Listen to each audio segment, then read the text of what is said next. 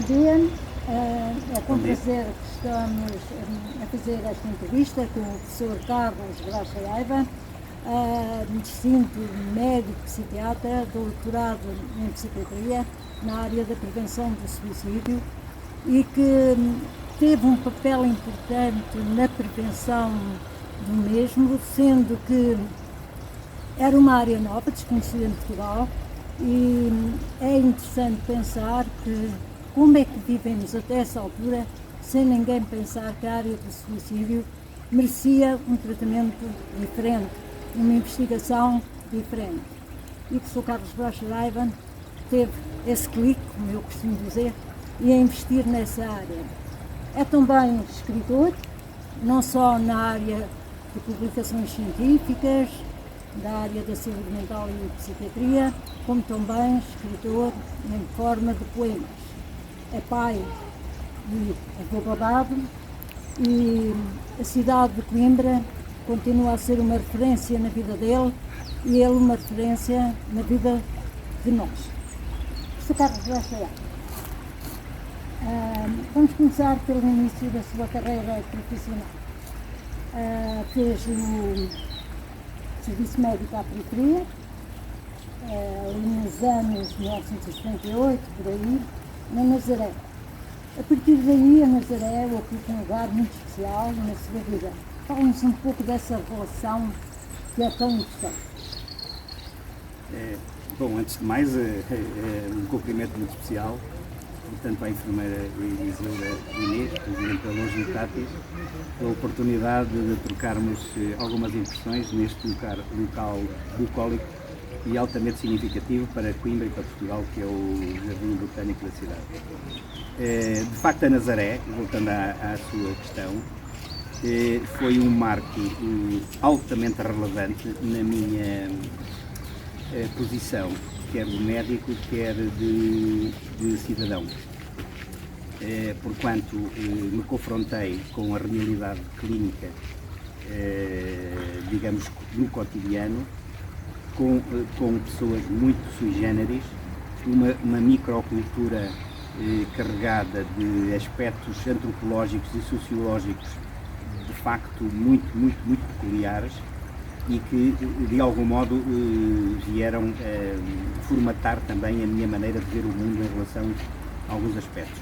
Para mim, a Nazaré e todo o contexto da minha atividade clínica viria a tornar-se, digamos, uma trave mestra do meu crescimento em toda a minha vida. Portanto, foi uma paixão, a Nazaré, é um homem de paixões e a saúde mental também foi, de facto, uma paixão na sua vida. A partir mais ou menos dos anos 80, na altura em que fez a especialidade, já na área da saúde mental, e como eu há bocado referia, que entrou pela área da prevenção do suicídio, e como também dizia há pouco, não havia quase nada de literatura, nem de mecanismos ou estratégias para a prevenção do suicídio. Como é que teve esse clique da ausência de ferramentas para essa área? Bom, em princípio, talvez remonta à minha adolescência, na medida em que, sendo um jovem interessado pela literatura, principalmente dos poetas, rapidamente, digamos, comecei a ler Mário de Sá Carneiro e Antero Cantal, Florela Espanca e outros poetas que viriam a ser suicidas. E isso, para mim, digamos que me inspirou para tentar perceber o trajeto da mente desses indivíduos. Portanto, como é que o sofrimento se pode manifestar e plasmar através da escrita. Naturalmente, quando depois enverdei pela psiquiatria, fui, digamos, ao baú dessas memórias da adolescência, buscar as ferramentas mais adequadas para estudar as questões do suicídio e todas as suas fronteiras. Em Portugal, de facto, havia escassos trabalhos sobre essa matéria. O que havia, e indiscutivelmente, era alguns dados, por exemplo, estatísticos, em relação a números, mas havia efetivamente um déficit muito significativo em relação à compreensão e ao explicar do trajeto do sofrimento segundo essa vertente. E diria que, com muita naturalidade,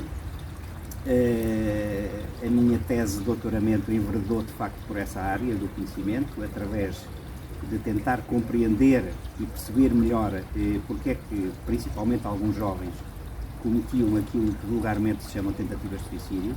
Portanto, ter a preocupação, para além dos sintomas, de ir à narrativa e a essa forma de manifestar a dor, e isso para mim é muito importante, a valorização da exibição de uma chaga. E as provas de agregação nessa área? Depois, mais tarde fiz as provas de agregação, precisamente já tirando partido do trabalho de campo, de centenas de casos, obviamente, sobre precisamente essas matérias. O professor falou dos poetas e da sua relação com o suicídio, a compreensão, porque é, no fundo, quase sempre uma incógnita, é uma linha muito tênue, que muitas vezes os psiquiatras prevêem, mas não conseguem, de facto, cravar. E tentando, digamos, dar conhecimento dos seus conhecimentos, o professor publicou vários livros, vários artigos científicos, de autoria ou em coautoria, nacionais e internacionais, no Brasil, no Reino Unido, em Portugal, mas também, nessa sua relação com a poesia, escreveu 2 livros, que me recordo, o Turbulências e A Janela da Alma. Eu gostava que nos falasse um pouco da poesia na sua vida e da sua obra, o que é que essas obras diriam das suas experiências em termos de vivências. Muitas vezes aquilo que alguns amigos me transmitiram é que a escrita tem uma revestimenta poética, não é? Não só a poesia propriamente dita, mas também a prosa obedece um bocadinho a essas nuances, a esses parâmetros. Isso surge, digamos, muito intuitivamente e muito naturalmente, embora eu não me defina propriamente como aquele escritor, o trabalhador, aquele indivíduo que se senta a uma secretária e tem que, inevitavelmente, produzir algum texto. Muitas vezes são pequenos indícios, pequenos sinais que suscitam um ou outro arrebatamento que me pode levar à escrita. Falou nas Turbulências e no Janela de Almas. Bom, esses são os tais livros que saíram mesmo do baú, porquanto outros poderiam sair, naturalmente. Às vezes falta-me também um bocadinho, diria, de proatividade em abrir ao mundo, abrir as suas gavetas. Abrir as minhas gavetas, exatamente.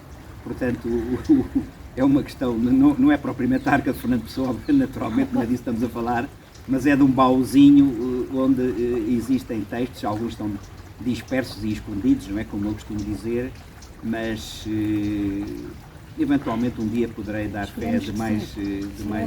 Será certamente uma mais-valia. É? Professora, eu também sei que lhe traz gratas memórias porque foi dinamizador de vários eventos científicos. No entanto, talvez as jornadas dos comportamentos suicidários fossem aquelas que lhe trarão talvez mais memórias, porque foram, se não me engano, 12 edições, algumas que nos deram conhecimentos científicos que até hoje guardamos e utilizamos. E eu gostaria muito que o professor nos narrasse alguns factos que certamente ocorreram em tantas jornadas dos comportamentos suicidários. Bom, de facto tudo começou em 1996 e ainda bem que aborda essa temática, porque foi necessário e muito útil, penso eu, congregar esforços de diversas escolas a nível nacional, quer da saúde pública, quer da medicina legal, quer da psiquiatria, quer da psicologia, mais tarde também da enfermagem. Portanto, diversas áreas do conhecimento tiveram essa confluência para dinamizar a suicidologia em Portugal. Claro que este pontapé de saída foi feito em 1996, como eu disse. Depois, em 2000, surgiria a Sociedade Portuguesa de Suicidologia e as últimas jornadas ocorreram em 2016, ou seja, no penúltimo ano da minha atividade na Faculdade de Medicina e no Centro Hospitalar Universitário de Coimbra. Penso que, ouvindo diversas opiniões, que foram jornadas que tiveram grande impacto nessas áreas do conhecimento e, naturalmente, as suas áreas também limítrofes. Recordo-me, por exemplo, para mim, inesquecível são as jornadas de 2004, em que, por norma, havia sempre 300, 400, 500 pessoas no máximo nessas jornadas e, subitamente, apareceram mais de 900 pessoas. E isso foi inesquecível, por variedíssimas razões, algumas até pitorescas. Posso aqui, talvez, abrir um bocadinho o livro, como se costuma dizer. Essas jornadas eram organizadas no Grande Hotel do Luso e, subitamente, de um dia para o outro, então o hotel ficou a saber que, em vez de ter que servir 400 ou 500 refeições, teria que multiplicar por 2. E foi, de facto, uma situação inédita. Como é que umas jornadas sobre um tema congregavam tantos congressistas? Isso foi, de facto, enfim, novo, inesperado, como eu disse. E depois lembro-me que as pessoas tiveram que ir comer para a beira da piscina, porque não havia sítios onde almoçar. Eu próprio lembro-me de ter cortado, isto é um aspecto, enfim, quase anedótico, mas pronto, vale o que vale, ter cortado um bife com uma colher de sopa porque não havia facas disponíveis na altura. Foi um grande acontecimento. Foi um momento extraordinário. Penso até que congregou a nível nacional o maior evento com o maior congressistas nesse ano. Tenho essa ideia. Não, quer dizer, 900 e tal congressistas numa área específica, penso que nunca ocorreu, não é? A não ser nesse ano. As razões para que isso tenha ocorrido podem ser várias, não só devido já, digamos, as jornadas serem um marco portanto, conhecido e reconhecido a nível nacional e em alguns contactos também internacionais que entretanto se estabeleceram, mas também talvez devido ao site da Sociedade Portuguesa de Suicidologia, que foi lançado em 2003 e muito provavelmente também teve um aspecto, um impacto importante em relação a esse número. Professor, foi professor de várias gerações de médicos, de enfermeiros, de outros técnicos de saúde em várias instituições. Qual seria hoje o seu conselho, em tempos tão conturbados como os que vivemos, aos jovens licenciados? Bom, eu acho que é preciso, como é dizer, ter convicções, ter desígnios e lutar por objetivos. Sem isso não se consegue ir a lado nenhum. Por outro lado, é necessário trabalho, muito trabalho. E quando eu digo trabalho, digo precisamente a capacidade das pessoas se entregarem a um projeto, quer um projeto de vida profissional, quer, e não podemos esquecer isso, um projeto de cidadania. Eu acho que tem que haver aqui uma fusão. Não podemos, na minha opinião, escamotear ou ignorar que todos nós somos membros de uma sociedade. Independentemente da profissão A ou da profissão B, acima de tudo somos cidadãos que devemos estar envolvidos numa onda de solidariedade e numa onda de fraternidade entre a comunidade. Eu acho que isso é altamente relevante. Os dias que vivemos, não é? Claro. Por outro lado, também penso que a própria sociedade hoje em dia estimula alguma polivalência, não é? Portanto, aquela ideia de que a pessoa se iria focar exclusivamente num tema, nem sempre é conseguido e, portanto, não deve ser dramatizada alguma insuficiência ou incapacidade em relação a essa perspectiva, mas deveríamos encorajar também aquilo que vulgarmente se chama o plano B ou o plano C. Portanto, muitas vezes nós não conseguimos um determinado objetivo mas também isso não deve ser interpretado como uma derrota pessoal ou fracasso, porque nós podemos fazer outras coisas. E pode partir-se para uma nova etapa. E pode-se partir para uma nova etapa, exatamente, e voltar a encontrar o caminho certo que seja gratificante. Terminou a sua carreira na função pública como chefe de serviço e coordenador do Serviço de Psiquiatria Mulheres.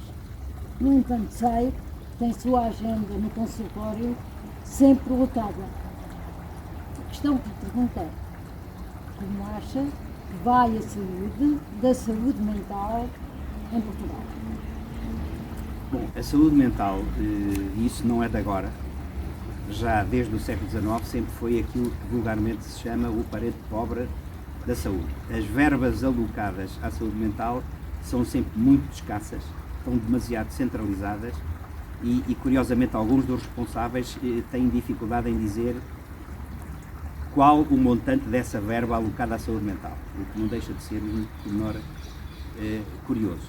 Por outro lado, eu penso que não faz sentido, na minha opinião, que não se estimulem os cuidados primários também a nível da saúde mental. Eu acho que isso é muito importante, porque nós não devemos falar apenas em psiquiatria, devemos falar também em saúde mental e muitas vezes há que trabalhar a montante para não termos que encontrar depois situações altamente inquietantes e perturbadoras a jusante. Isso quer dizer o quê? Quer dizer que é necessário, por exemplo, um investimento nas famílias, na infância, não é? Porque muitas vezes nós vamos nos lamentar de alguns desvios de jovens adolescentes, mas quando vamos tentar perceber melhor quem eram essas famílias, quando esses jovens ditos delinquentes eram crianças, nós vamos perceber que a sociedade ignorou ou abandonou, não esteve muito bem no apoio naquele ninho nas alturas certas, porque tudo passa na infância, não tínhamos dúvidas sobre isso. Quem está no terreno sabe que é assim. A história biográfica de muitos doentes em patologia psiquiátrica obedecem a trajetos de vida dolorosos, de experiências abandónicas, de maus tratos e outro tipo de situações anómalas que não dignificam nada a sociedade onde vivemos. Falou na infância, a propósito da infância, agora tem mais tempo para o lazer, para a família, para os afetos, para a escrita. E sei que é um pai babado, um avô babado. Qual é a sensação desses afetos? Como, por exemplo, dar a mão à sua neta, regozijar-se com os êxitos dos seus filhos, com a família, com a sua companheira. Como é ter mais tempo para o outro? Uma coisa que não estava muito habituado a ter tempo. Bom, nós estamos a viver um cenário inédito na nossa geração e a nossa capacidade de adaptação tem que ter, digamos, a sagesse, não é? A argúcia de nos readaptarmos a novas situações. Claro está que eu, por exemplo, não dou um abraço à minha neta, não dou um beijo à minha neta há 9 meses ou 10 meses, não é? E, portanto, difícil é terrivelmente desconfortável, é penoso e há a sensação de incompletude, não é? A sensação que nos falta qualquer coisa. Agora, por outro lado, também, digamos, há uma voz que nos diz que depois da tempestade virá a bonança, não é? E, portanto, temos que ser resilientes, com mais ou menos dificuldades, para tentar superar e acreditar que uma nova esperança está aí. Eu acho que isso é fundamental. E basta um sorriso dela e um olhar. Claro, evidente. Professor, para terminarmos, gostaria de saber qual o seu grande desejo para 2021.